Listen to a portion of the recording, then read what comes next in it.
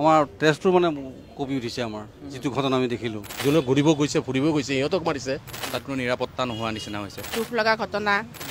স্বামী নচৰতে পৰি আছে তেখেতে তাৰ কাষত চিঞৰি কান্দি আছিলে। এক নিন্দনীয় ঘটনা যাক লৈ সকলোৱে একে মুখে গৰিহণা দিছে। মোদী চুপ নেই বেঠেগা। নেক্সট টাইম যাতে গান উঠাবৰ কাৰণে 10 বাৰ ভাবিব লাগে। সঁচাকৈ বেয়া লাগিছে শুনি, এনেকুৱা হ'ব নালাগে। মই যি ভাবোঁ যিমান সোনকালে পাৰে সিমান সোনকালে একশ্যন লোৱাতে বিচাৰোঁ। দোষী যোন তেওঁলোকে শাস্তি পাব লাগে মোৰ মতে। আমাৰ টেৰৰটো মানে খতম কৰিব লাগে। পাকিস্তানৰনো ইমান উগ্ৰপন্থী নে? উগ্ৰপন্থী আহি লুকাই থকাটো ঠাই লাগিব। নিশ্চয় তাৰ মানুহ এটা হ'লেও জড়িত আছে।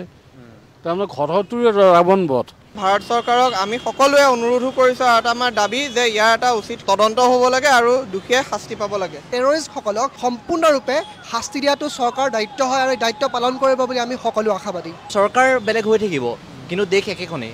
ষ্ট্ৰিক্ট হ'ব লাগে, ইয়াৰ ওপৰত একশ্যন ল'ব লাগে, তেখেতসকলে জাষ্টিচ পাব লাগে। এনেকুৱাকৈ একশ্যনটো লওক যাতে সিহঁতৰ হাত পুষ্টি আগবাঢ়িবলৈ সিহঁতৰ মানে দম নহয় সাহো নহয়। এটেক কৰিব লাগে আচলতে, লগে লগে আক্ৰমণ হ'ব লাগে। ইমান আলোচনা কৰি লাভ নাই।